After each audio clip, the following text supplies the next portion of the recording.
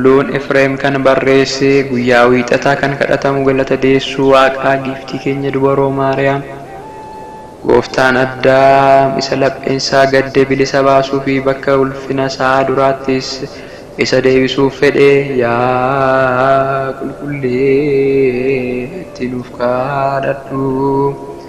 Sanyii dhiiraa malee dubroo irraa fooniin dhalatee nu fayyise Hewaan haadha keenya ishee seexanni dogongorse Waaqayyo dhukkubaa fi ciniinsuu kee nan cimsa jedheetti murteesse garuu nama jaallachuu isaatiin bilisa baaseeni yaa qulqulleetti nuuf kadhadhu. Jechi nama ta'ee fi nurra bulee Yesuus Kiristoosidha. Kabaja isaa isa abbaa isaa tokkicha waliin tokko ta'ee ni argine.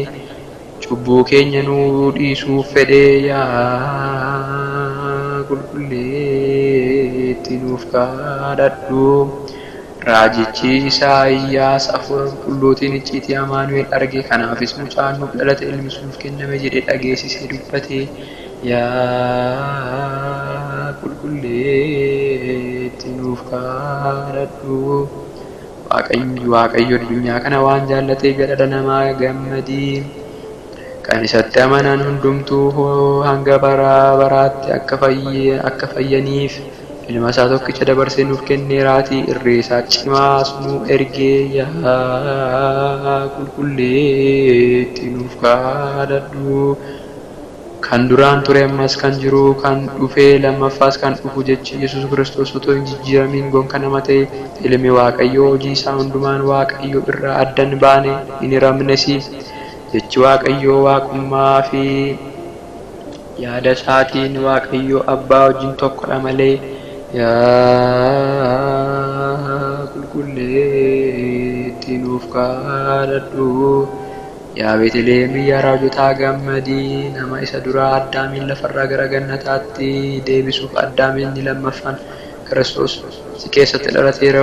Yaa Addaam lafa turte gara lafaatti si deebite isa jedheetti murteessee murtii du'aa sanarraa haquuf dhalate. Iddoo cubbuun baay'attee jirtutti kennan Waaqayyo ni baay'atti yaa qulqulleetti nuuf kadhadhu. Lubbuun namootaa hundi ni gammaddi. Samiiwwan irratti Waaqayyoo galanni haa ta'u, lafarrattis nagaan akka fedha isaatti dhala namaaf haa ta'u jedhanii ergamoota wajjin mooticha Kiristoosin sagalee guddaadhaan ni galateeffatuun abaarsa duraan ture balleesseeraatii. Yaada diinaas jalaa diigee xalayaa du'aa tarsaaseeraatii. Addaamii fi Hewaaniinis inni biyya Daawititti nuuf dhalate sun fayyisaan keenya Yesuus Kiristoos bilisa isaan baaseera yaa qulqulleetti nuuf kadhadhu. Namoota addunyaa keessa jiraatan hundumaaf kan ibsitu ibsaan dhugaa jaalala namaaf jettee gara addunyaa kanaatti dhuftee uumamni hundis dhufaatii keetti ni gammadee. Addaamiin dogongorarraa fayyisteetta.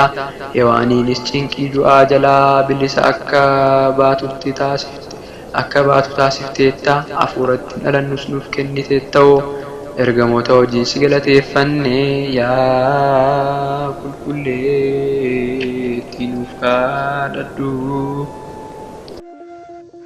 Galanni Waaqayyoof, haadha isaa dubaroo Maariyaamiif, ulfaataa fannoo isaatiif hanga bara baraatti ta'u. Ameen.